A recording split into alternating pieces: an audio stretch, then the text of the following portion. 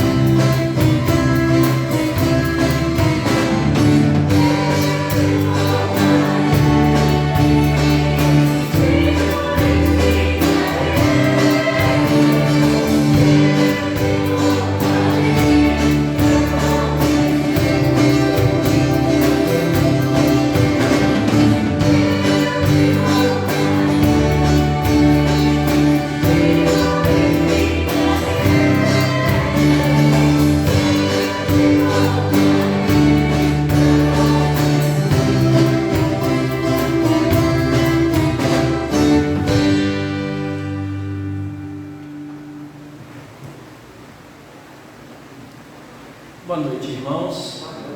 Que a graça e a paz do Senhor Jesus seja sobre nós. Amém? Vamos nos colocar em pé, irmãos. Nós vamos abrir as nossas Bíblias em Efésios, capítulo 1. Nós leremos do verso 3 até o verso de número 14, que fala sobre essas bênçãos maravilhosas que nós temos já no céu em Cristo Jesus. Efésios, capítulo 1, do verso 3 até o verso de número 14. Nós leremos todos a uma só voz. Efésios, capítulo 1, do verso 3 até o verso 14. Leiamos. Bendito o Deus e Pai de nosso Senhor Jesus Cristo, que nos tem abençoado com toda sorte de bênção espiritual nas regiões celestiais em Cristo, assim como nos escolheu nele antes da fundação do mundo, para sermos santos e irrepreensíveis perante ele, e em amor nos predestinou para ele, para a adoção de filhos, por meio de Jesus Cristo, segundo o beneplácito de sua vontade, para louvor da glória de sua graça, que ele nos concedeu gratuitamente no amado, no qual temos a redenção pelo seu sangue, a remissão dos pecados, segundo a riqueza da sua graça, que Deus derramou abundantemente sobre nós em toda a sabedoria e prudência, desvendando-nos o mistério da sua vontade, segundo o seu beneplácito, que propusera em Cristo de fazer convergir nele, na dispensação da plenitude dos tempos, todas as coisas, tanto as do céu como as da terra. Nele, digo, no qual fomos também feitos herança, predestinados segundo o propósito daquele que faz todas as coisas, conforme o conselho da sua vontade, a fim de sermos para o louvor da sua glória, nós os que de antemão esperamos em Cristo, em quem também vós, depois que ouvistes a palavra da verdade, o evangelho da vossa salvação, tendo nele também crido, fostes selados com o Santo Espírito da promessa, o qual é o penhor da nossa herança, até o resgate da sua propriedade, em louvor da sua glória. Amém. Vamos, irmãos, cantar o hino de número 42, o grande amor de Deus.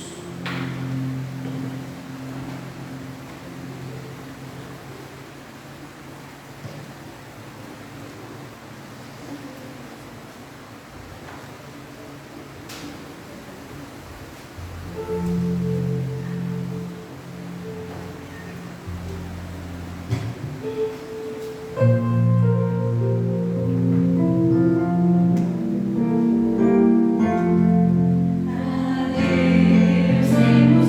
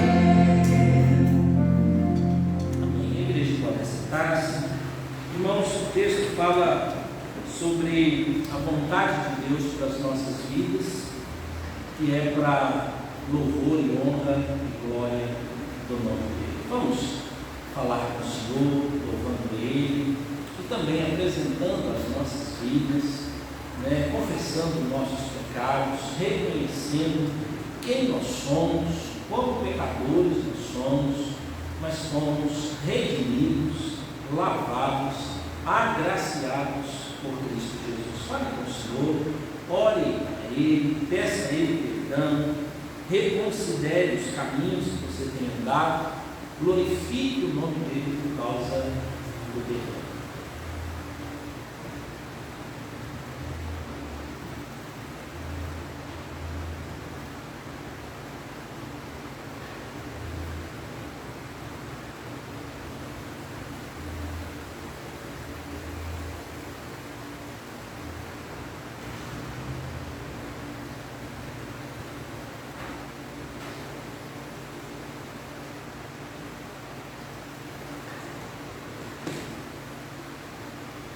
Senhor Deus, glorificado seja o teu santo nome, por fazer em Cristo Jesus a nossa redenção. Louvado seja o teu santo nome. Muito obrigado, ó Deus, por também tornar-nos louvor para a honra e glória do teu santo nome. O Senhor, que é um Deus todo-poderoso, que nos acolhe, nos salva gratuitamente, por meio da morte vicária de Cristo Jesus, tanta dor, para demonstrar profundo amor. Louvado seja o nome do Senhor. Nós que fomos, Deus, em Cristo Jesus, adotados, chamados desde a eternidade, mas nessa geração temos o privilégio de sermos, Deus, acolhidos pela tua graça, para que nos tornemos, Deus, testemunha do teu amor, para que o mundo veja e creia, Deus, na tua misericórdia e na tua bondade. Visita-nos sempre, Deus, com o entendimento, Deus, e a luz do Espírito do Senhor, que nos traz celeste ensino, Deus. E quando cultuamos o nome do Senhor, nós lembramos da redenção. Por isso estamos aqui. Não somos merecedores da tua graça, mas Cristo Jesus tornou-se oportuno, e graças te damos, Deus, pelo perdão e pelo privilégio podemos louvar e engrandecer o nome do Senhor. Em nome de Jesus nós oramos. Amém. A fim de sermos para louvor da sua glória, nós, os que de antemão esperamos em Cristo. Uma das formas de nós louvarmos a Deus é por meio de cânticos, nós faremos isso. Louvamos e engrandecemos o nome do Senhor.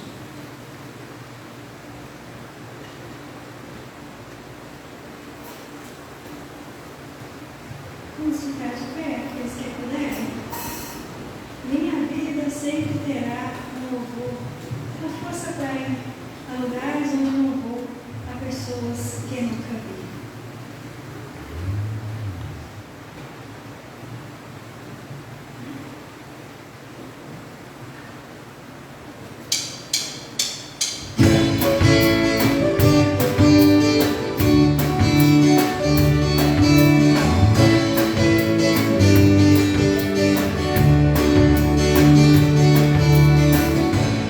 Minha vida sempre terá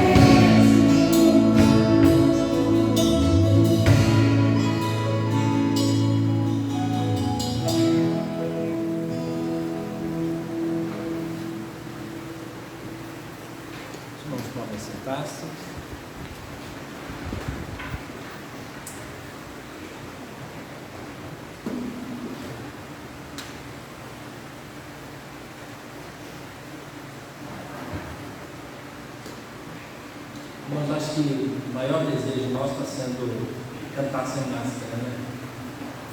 Negócio. Mas, depois que tirar a máscara, tire mesmo a máscara. Porque antes, as músicas eram tocadas e tinha gente que ficava de boca fechada. Uma preguiça. Agora eu estou com saudade. Agora, ai, que vontade, né? Então você canta em casa. Você liga lá o som, canta. Aqui a gente vai reduzindo o tempo, né? Eu espero que em 2021 a gente resolva esse negócio todo e a gente esteja tranquilo e em paz, ok? Irmãos, vamos abrir as nossas Bíblias em Romanos, capítulo de número 5. Nós leremos do verso 1 até o verso de número 11, né? Eu farei a leitura. Romanos, capítulo de número 5, do verso 1 até o verso de número 11.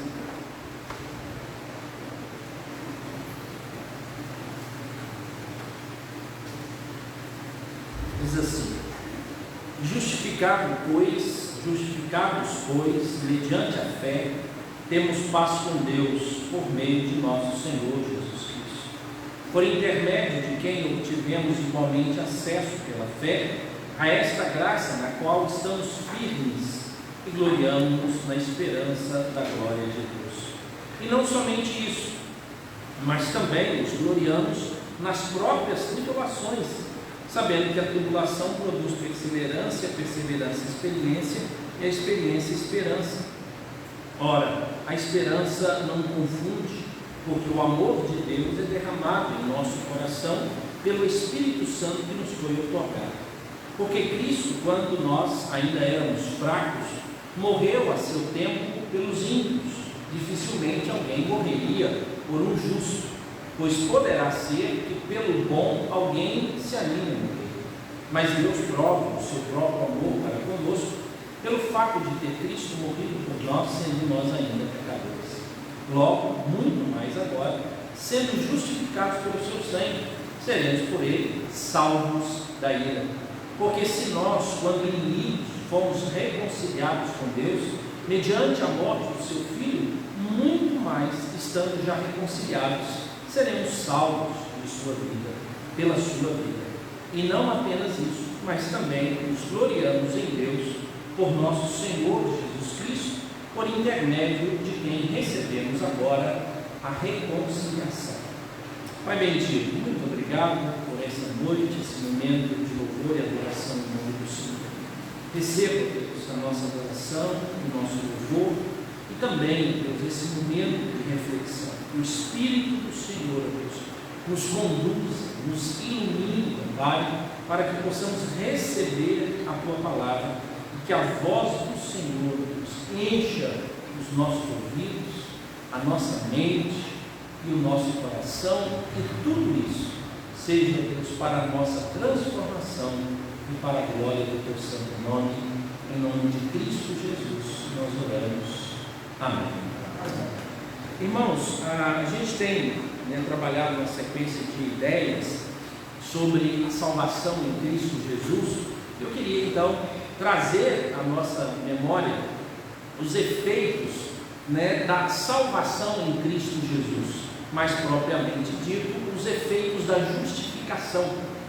A justificação é um ato de declaração da parte de Deus. A justificação está baseada em que Cristo Jesus morreu na cruz em nosso lugar. Quando Cristo Jesus morre na cruz em nosso lugar, Deus então precisa declarar que aqueles por quem Jesus morreu não tem mais culpa nenhuma. Ele não paga mais por isso. Ele agora é considerado justo. E Deus então volta à sua relação anterior, porque nós éramos inimigos e dele vinha a ira. Mas quando Cristo Jesus morre na cruz e a ira dele é lançada sobre Jesus, e os nossos pecados são lançados, e a ira então cobra esse preço, então agora Deus tem que pegar a justiça de Cristo Jesus e lançar sobre nós. Então a justiça que nós passamos a ter não é conquistada por nós, ela é lançada por Deus, ela é imputada, é Deus quem lança, é Deus quem planta em nós, e Deus então declara-nos justos. A ideia é: você não tem mais nenhuma dívida comigo, está pago, tetelestai. O escrito de dívida que era contra você, agora não existe mais, porque eu cobrei essa dívida na cruz em Cristo Jesus. E justificação é isso, ou seja, Deus assumiu em Cristo Jesus a nossa dívida, e Cristo Jesus morrendo na cruz, agora então Deus declara-nos no tribunal dele que não existe mais dívida para ser paga. E aí então vem todos os benefícios a partir da justificação, né? Quarta-feira nós vamos estudar mais um ponto sobre isso. Quarta-feira passada nós falamos sobre a ordem da salvação, e quarta-feira próxima agora nós vamos falar um pouco mais sobre a segurança, a garantia de que nós recebemos verdadeiramente a salvação. E eu queria então, lendo esse texto aqui, encontrar esses benefícios e fortalecer a nossa fé, as nossas convicções, pois as Escrituras, elas nos são dadas justamente para isso, para que nós possamos rever, lembrar novamente e aplicar essas verdades ao nosso coração. Então, primeiro, o que nós encontramos no texto, segundo a narrativa do apóstolo Paulo, ele diz: justificados, pois, mediante a fé. Então nós não somos justificados pelo que fazemos. Aquilo que nós falamos hoje não é por lei, mas é por fé, é por meio da graça. Então é algo que Deus planta em nós, e aí então, porque cremos, aí então somos declarados justos por causa daquilo que Jesus fez. Nós somos salvos, né, por meio dos méritos de Cristo Jesus. As nossas orações são por meio dos méritos de Cristo Jesus, e a única coisa que nós devemos fazer é declarar fé em Cristo Jesus. Segundo o Evangelho, é arrependimento e fé. Arrependa dos seus pecados, reconheça que você é pecador e acredite, agarre-se em Cristo Jesus, pois é Ele quem pode prover e Ele quem provisionou toda a garantia de salvação, e tudo de graça. Nós não pagamos nada e nem nos é cobrado nada. Tudo foi pago e cobrado em Cristo Jesus, e o que nos resta então é arrepender e crer. Mas isso é obra do Espírito, é o Espírito que nos convence ao arrependimento, e é o Espírito que faz com que a fé nasça em nós, pois nós somos salvos pela graça, mediante a fé, e isso não é um dom nosso, não é algo que nós conquistamos, não é algo que nós determinamos, não é algo que nós escolhemos, mas é pela graça de Deus. É Deus quem faz tudo isso, e por isso então, irmãos, nós podemos ser considerados limpos, puros, santos, justos. E eu sei que na verdade nenhum de nós tem comportamento de justiça suficiente ao ponto de Deus declarar: não, você não é pecador. A Bíblia declara isso. Mas em Cristo Jesus nós alcançamos, irmãos, uma posição, um local, e esse local se chama a direita de Deus Pai em Cristo Jesus, onde nós recebemos toda a sorte de bênção. É com Cristo Jesus que nós estamos. Por isso ele utiliza: justificado, pois, mediante a fé, temos paz com Deus. Ou seja, a inimizade que nós tínhamos com Deus e o protesto de ira que Deus tinha contra nós, acabou. Por isso a última palavra que nós encontramos no verso 11 chama-se reconciliação. Ou seja, existia uma guerra de Deus contra nós, e existia um ódio, uma inimizade nossa contra Deus, de não declaração de amor, mas de efeitos de insubordinação, ao ponto de estarmos separados de Deus.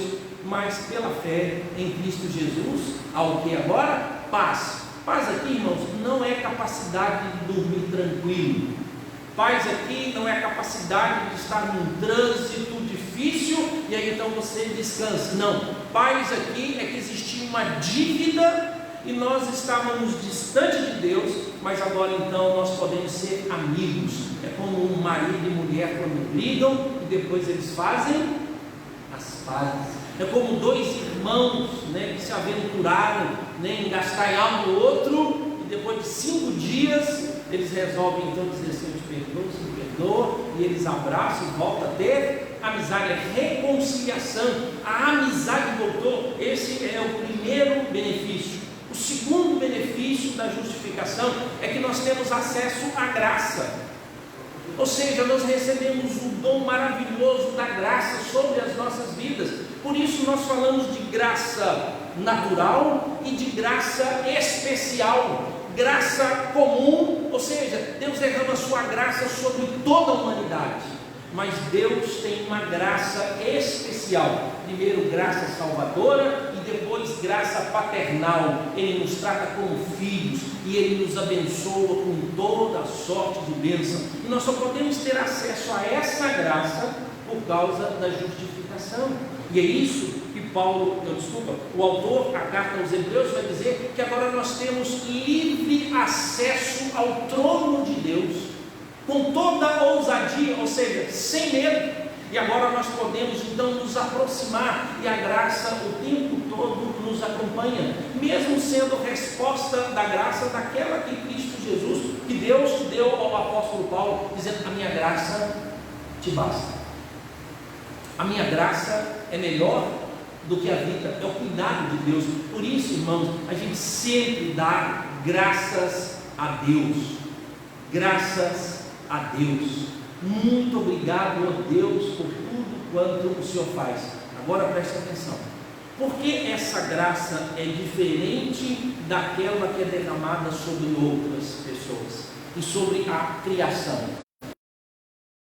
A criação não redime, não torna filhos, mas essa graça, a graça que provém da justificação por meio da fé, é a graça que nos redime, é a graça que nos salva, é a graça que nos ativa, é a graça que nos ensina, é a graça que nos transforma, e a graça que nos conduzirá à glória de Deus. Por isso ele completa a frase dizendo: justificados pois mediante a fé, temos paz com Deus por meio de nosso Senhor Jesus, por intermédio de quem obtivemos igualmente acesso pela fé a esta graça, na qual estamos firmes e gloriamo-nos na esperança da glória de Deus. Gloriar aqui, irmãos, é alegrar.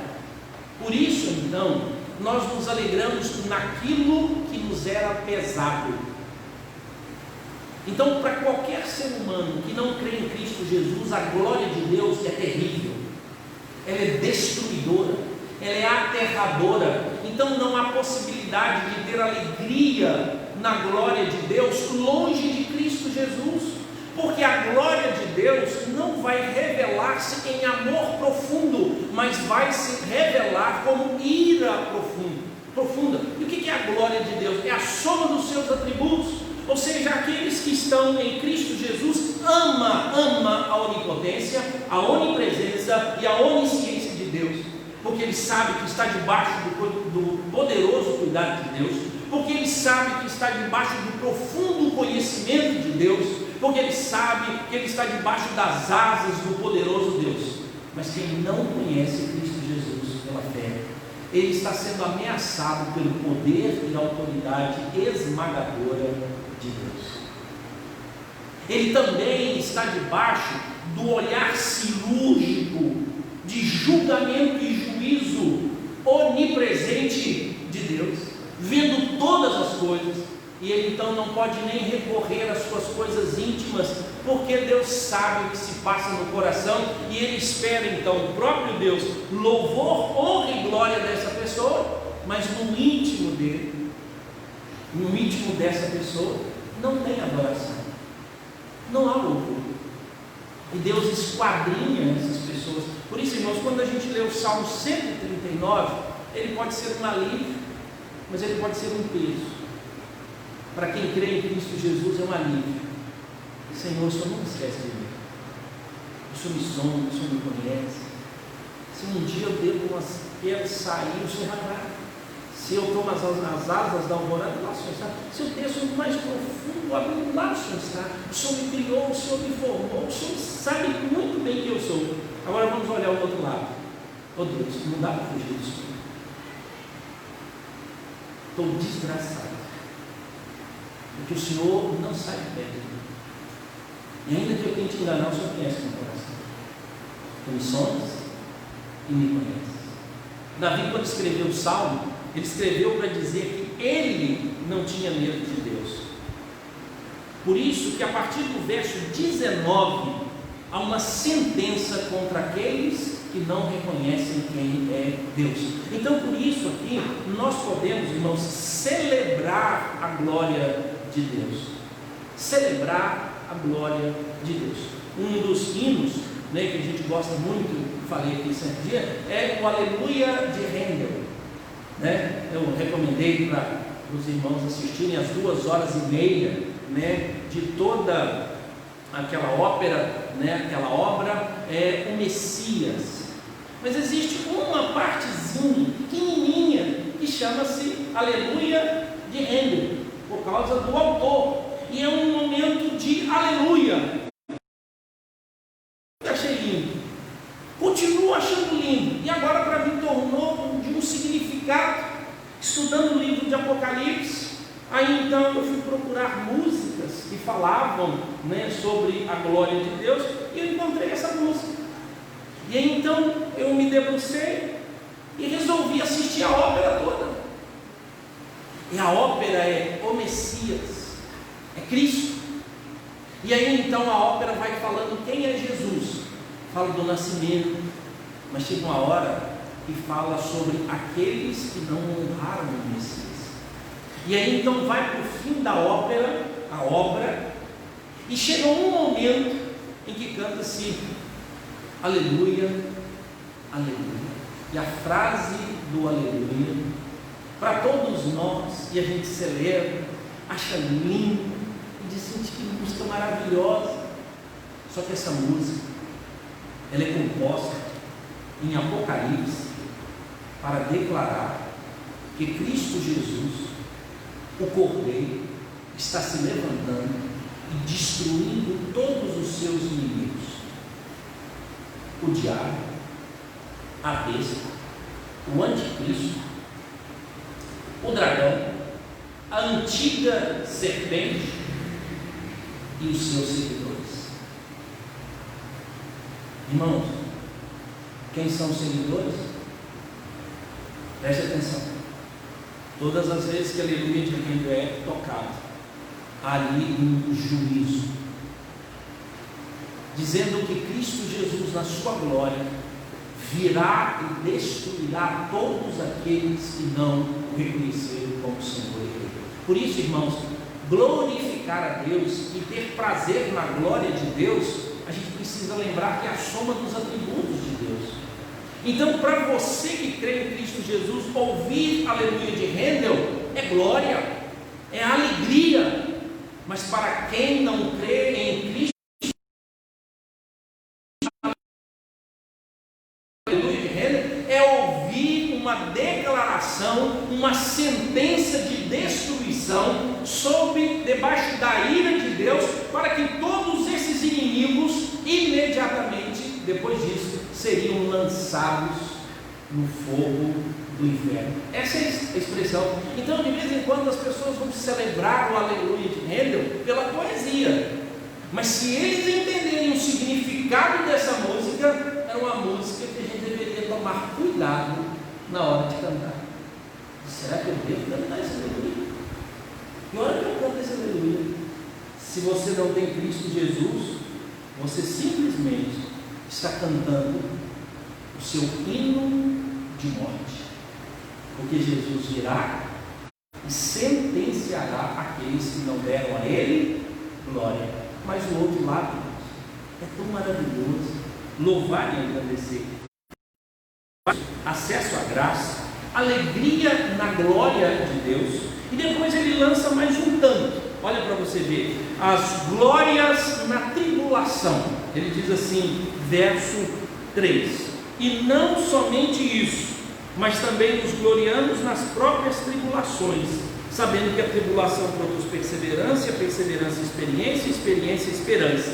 Olha para você ver uma trilha de dor e sofrimento, que inicia com dor e sofrimento e termina com o termo esperança. Antes de esperança é experiência. O que esse texto está dizendo? É que a justificação declara para nós que mesmo que vivamos em dias de tribulação, agora não é para o nosso mal, não é para a nossa tristeza, não é de juízo de Deus contra nós, muito pelo contrário, é para que nós possamos ser amadurecidos. A dor e o sofrimento não fazem mais parte de um castigo de Deus contra nós, mas faz parte de um processo de amadurecimento. Por isso ele vai usar o termo, olha, como é que eu vou me gloriar na tribulação? Só se for masoquista, pessoas loucas, e o Evangelho trata disso. Aí então, irmãos,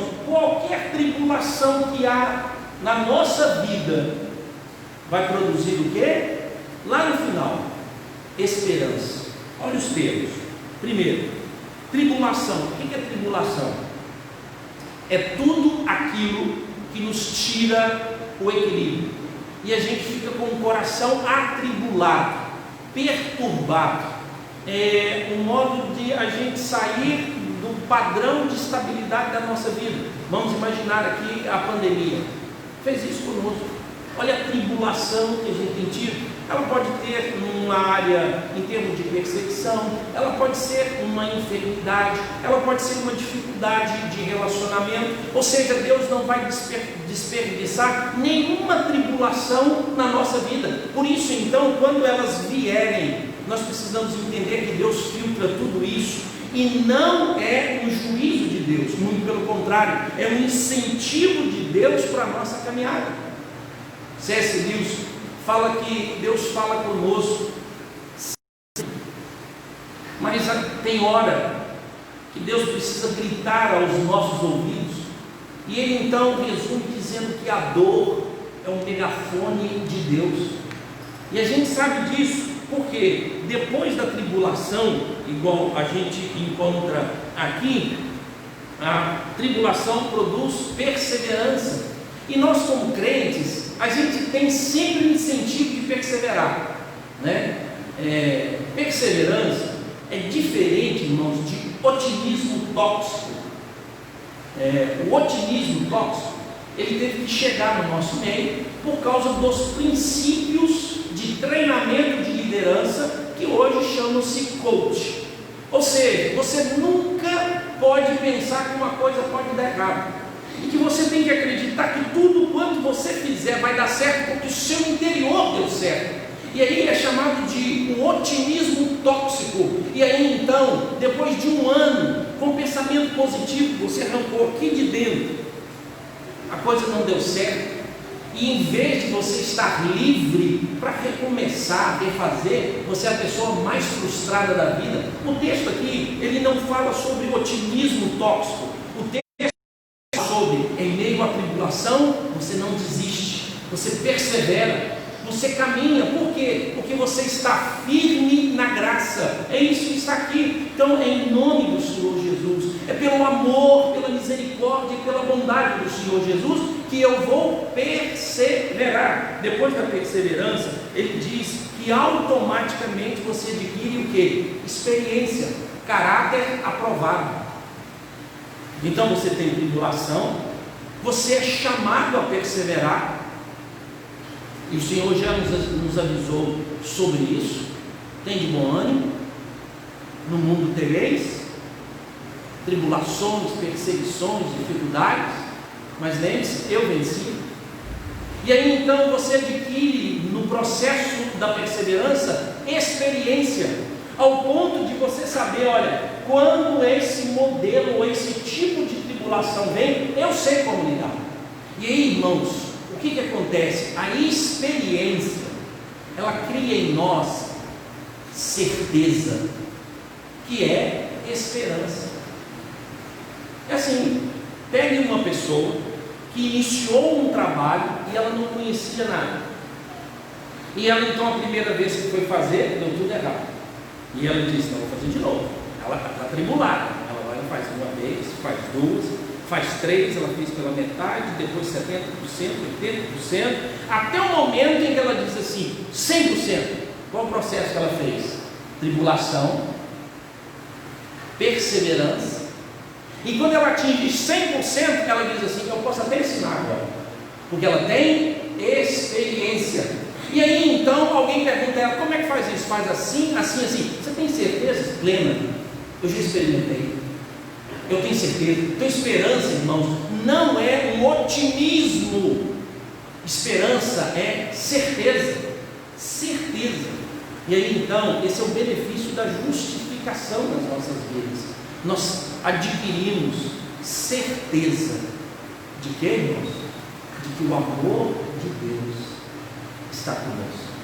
Olha o que ele diz, verso de número 5: ora, a esperança não confunde, viu? Esperança e certeza. A esperança não é incerta, ela não é confusa, ela é certa. E que esperança é essa?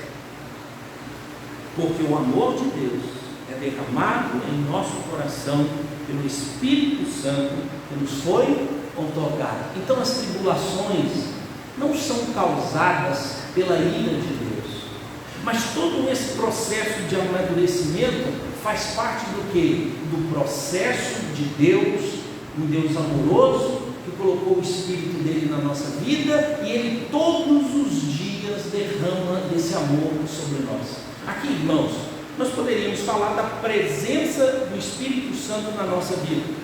Um ser que habita em nós, que nunca nos abandona. Nós o abandonamos, nós esquecemos, nós esfriamos, mas ele sempre está em nós.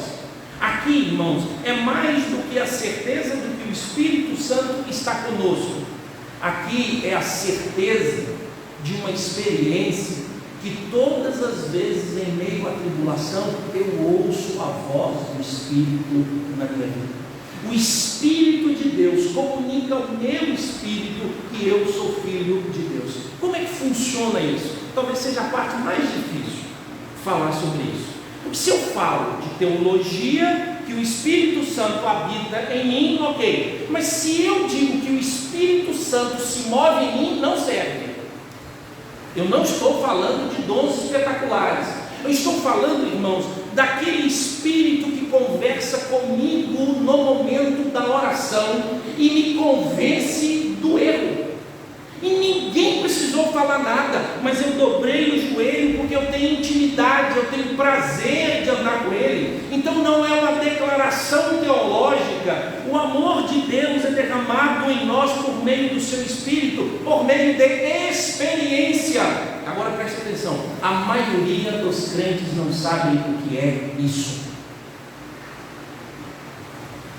Por quê? Porque você precisa olhar o quanto essas pessoas estão deixando ser guiadas pelo Espírito, de ouvir o que o Espírito. Como é que a gente ouve o Espírito, irmão? É pela palavra. Não é ficar ouvindo mil coisas. Não, você ouve o Espírito pela palavra. Quando você lê a palavra entra em você e o Espírito. É isso. Tanto que as nossas orações, irmãos, devem ser recheadas de informação da palavra e não de fora, não das pessoas. E preste atenção, todos aqueles que decidiram ter uma vida de intimidade com Deus tiveram grandes experiências com o Espírito Santo, ao ponto do coração, em meio à grande ansiedade, tomar decisões de uma hora para outra, o coração disso. Só que a gente tem medo disso. Por isso eu não vou gastar uma hora de oração. Por isso eu não vou entrar no meu quarto e gastar 2 horas de oração. Sabe por quê? Porque a teologia de convicção de que o Espírito está em mim já me é suficiente. Mas a Bíblia diz que nós podemos entristecer o Espírito. A Bíblia diz que nós podemos apagar o Espírito. A Bíblia diz que nós podemos neutralizar a comunicação do Espírito conosco. E aí a Bíblia diz: andai no Espírito. Então, irmãos, não é algo estático, é algo de movimento. E talvez a gente pudesse experimentar isso, porque o amor de Deus, e muitos de nós, irmãos, conseguiríamos expressar muito mais. Talvez eu recomendaria aqui ler a história de David Brainerd, para vocês compreenderem que é alguém buscar de Deus o direcionamento espiritual sobre a sua vida. E todos nós sabemos que quanto mais intimidade com Deus, mais convictos nós nos tornamos, mais firmes nas nossas convicções. Então, irmãos, um passo a mais, além da sua convicção teológica de fé, você também deveria ter uma experiência especial de intimidade e dessas confirmações no nosso coração. Coisa que só aqueles que demandaram tempo experimentaram. A intimidade do Senhor é para aqueles que o buscam, a quem Ele dará a conhecer a sua aliança. Tem sentimento aqui, Carlos? Tem sentimento. Com medo de sermos taxados de outra teologia, a gente faz o quê? Seca. Eu poderia recomendar Os Gigantes de Deus, que é um livro dos puritanos. O quanto esses homens encontraram esses momentos de lavar a alma, mas homens profundamente envolvidos com a teologia.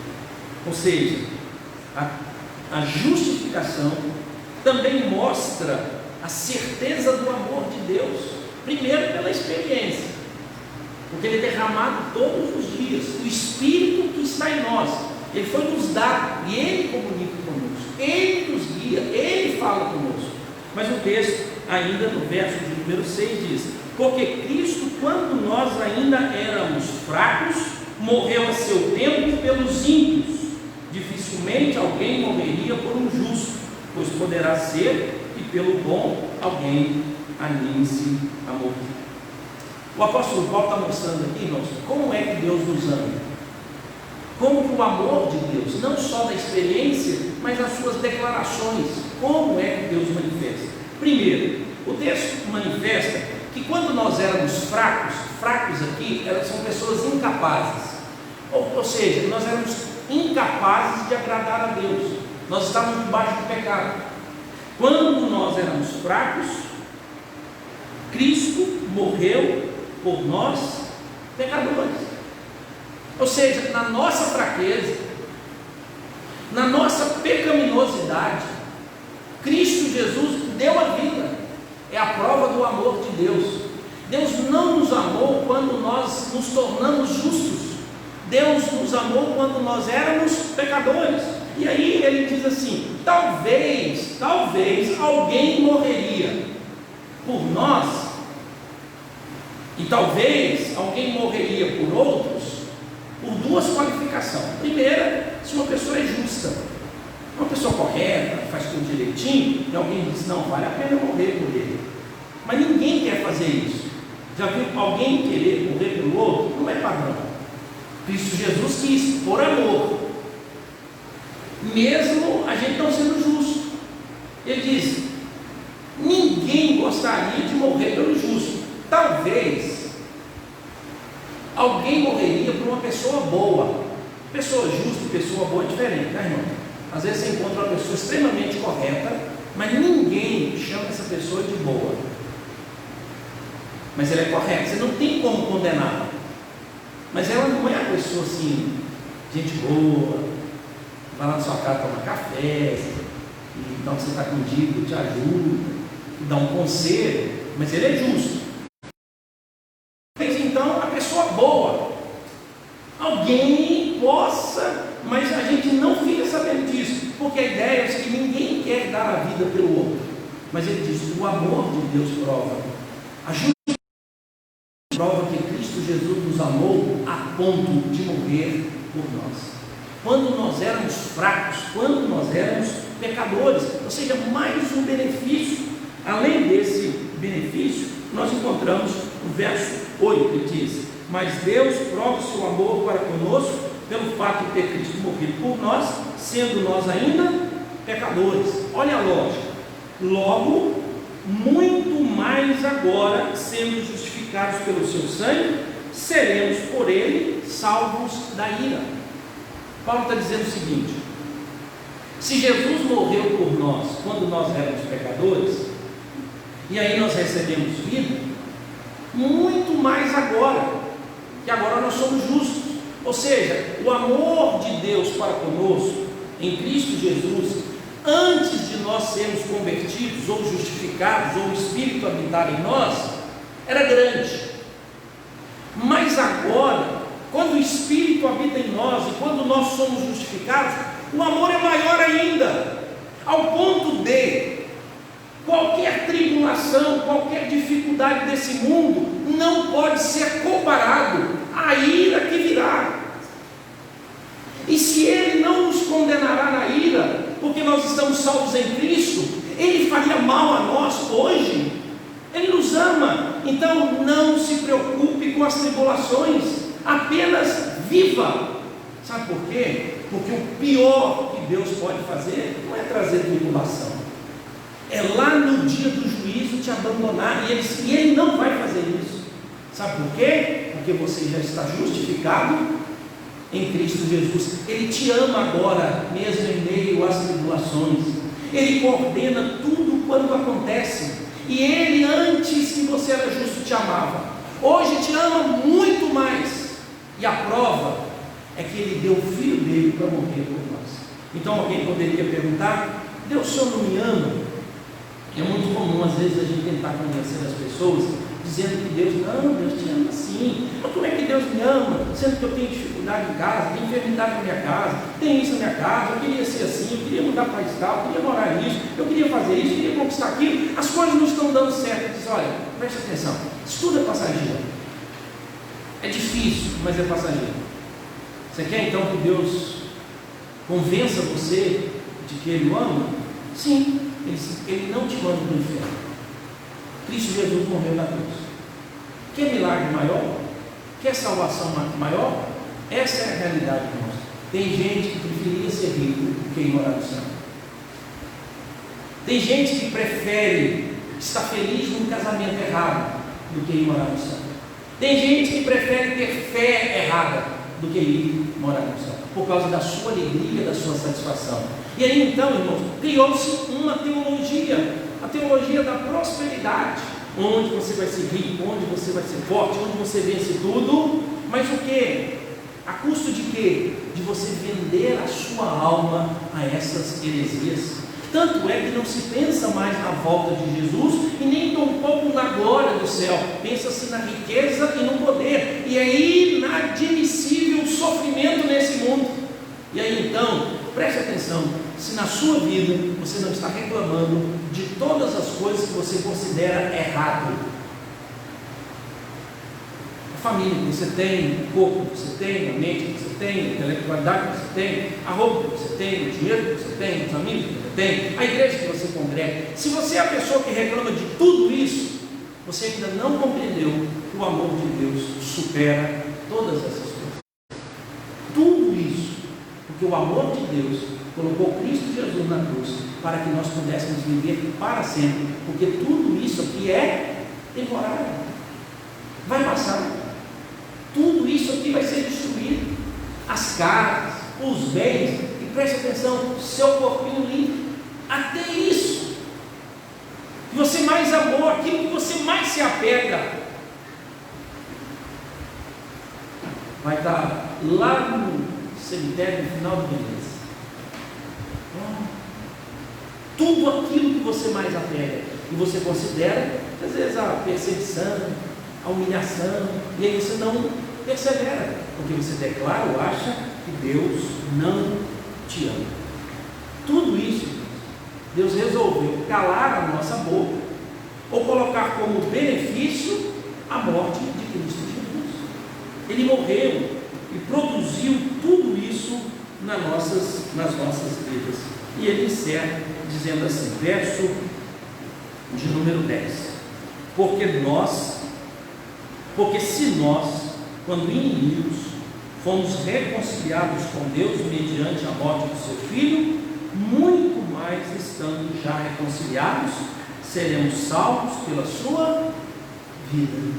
Ou seja, irmãos, a justificação garante a nossa entrada no céu, depois do dia do juízo.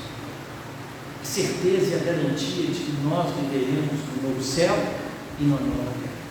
E Paulo então fala do seu último benefício, 11. E não apenas isso, ele vai falando um monte de coisa, isso é bom, e isso é bom, e aí ele fala assim, e não apenas isso, mas também nos gloriamos em Deus, por nosso Senhor Jesus Cristo, por intermédio de quem recebemos agora a reconciliação. J.C. Ryle, um grande pregador, já falecido, bispo anglicano, e tudo que você encontrar dele, leia. Tem um texto dele que fala sobre santos que não vivem vida santa.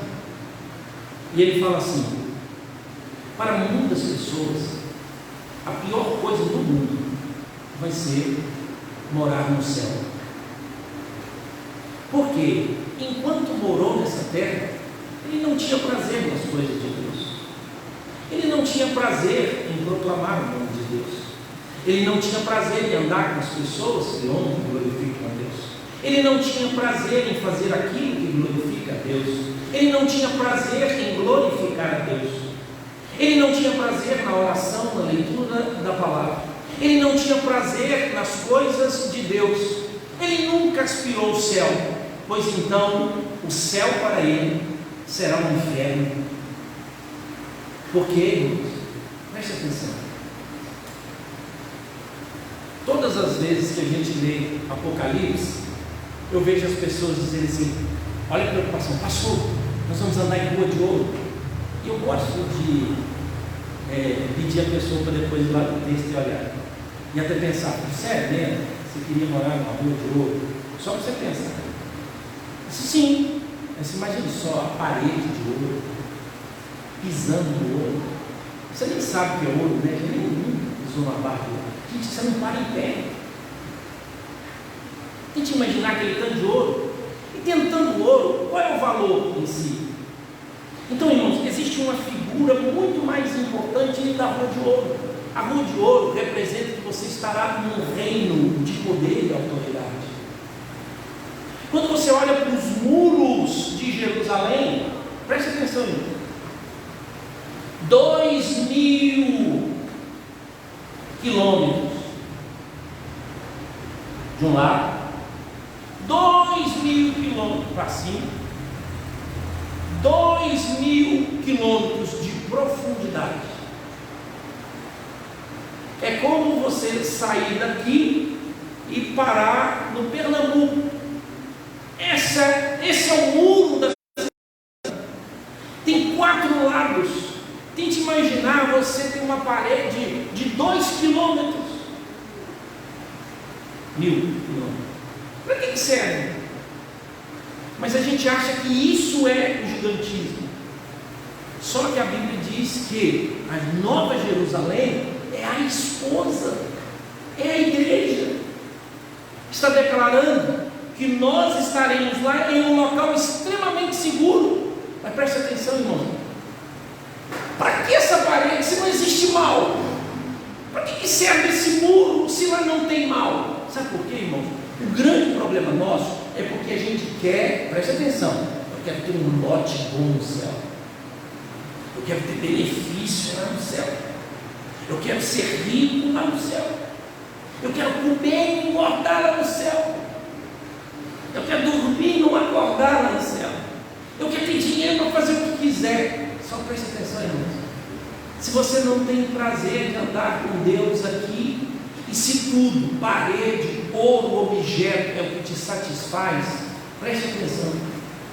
A única coisa que nos satisfará no céu é Deus.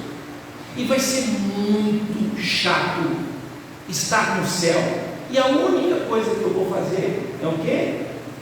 Honrar a Deus, porque agora você não vai ter prazer como tinha aqui. Aquelas coisas de lá apontam para Deus, elas falam da glória de Deus, elas dizem que a presença de Deus será o mais importante. Mas preste atenção nisso.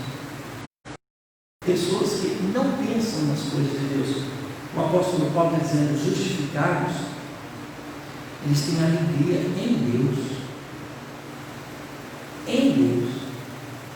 Abacuque disse, ainda que me falte tudo, ainda que eu não tenha nada, ainda que tudo seja destruído, ainda que eu não possua nenhum bem, ainda que tudo falte, ele disse, Deus não me falta, e eu o louvarei.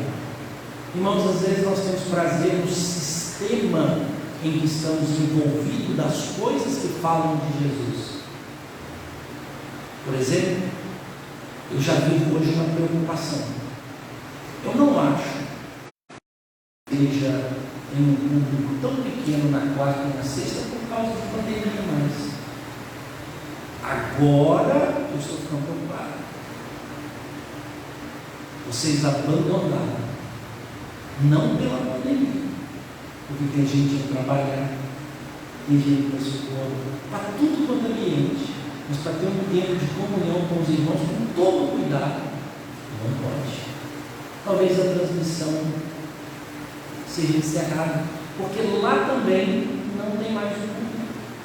Alguns nunca, nem aqui, nem lá, mas não pela pandemia. Porque, irmãos, isso pode enganar-nos. E a gente então acomodar. A gente vai tudo quanto é lugar. O índice de contaminados em Minas Gerais triplicou. O povo já está assustado. Dê uma olhadinha nas ruas. E nós estamos em todos esses ambientes. Mas no ambiente da igreja é perigoso. Preste atenção. Não é o vírus. É um pecado. E ele nos faz o quê? Prefiro estar distante. E aí então até a devocional acaba. E isso já está me preocupando. Pastor, como assim? É simples. A maioria dos autores dizem que você deve olhar o termômetro espiritual de uma igreja, a frequência nas reuniões. Preste atenção. Nós chegamos ao ponto de dizer, não há mais necessidade de inscrição. Por quê? Porque não conseguia 60 pessoas para estar aqui.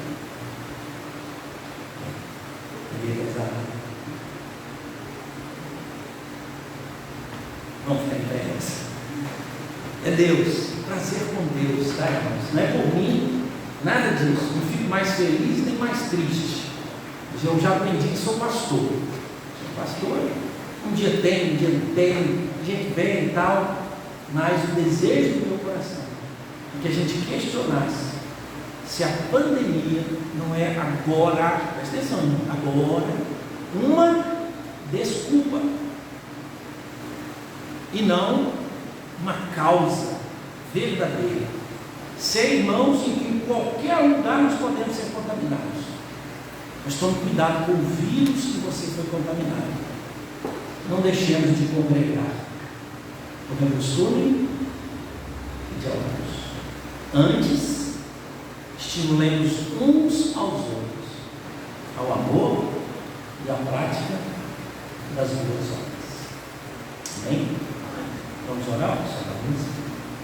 Senhor, desperta o nosso coração para entendermos que haverá um juízo, mas aqueles que foram justificados em Cristo Jesus já estão salvos. E que agora, Deus, temos reconciliação, temos paz com o Senhor. E essa paz, Deus, foi conquistada por meio de Cristo Jesus. Era, ó Deus, uma guerra terrível, nós, inimigos do Senhor, e o Senhor, ó Deus, travando uma batalha. Mas que bom que Cristo Jesus, morrendo na cruz, nos libertou. E nos ajude, ó Deus, a celebrar o teu amor que é derramado nos nossos corações. Por todos os dias, a cada manhã, sabemos que esse amor, ó Deus, se renova, porque é a misericórdia do Senhor, que se renova a cada dia, e a causa de não sermos consumidos. Em nome de Jesus, nós oramos. Amém e amém. E que a graça do Senhor Jesus, o amor de Deus, nosso Pai, e as eternas consolações do Espírito Santo de Deus, repouse sobre vós, amados irmãos, sobre todo o povo de Deus, espalhado pela face da terra, agora e pelos séculos dos séculos. Amém e amém. Os irmãos podem sentar-se. Nós ouviremos a última música, né? E depois você dá um tchau assim para os irmãos. Temos algum visitante? Não, né? Sim, não foi apresentado, mas que Deus abençoe as nossas vidas. Quarta e sexta-feira, irmãos, nós temos reunião aqui, 19 horas e 30 minutos. Amém?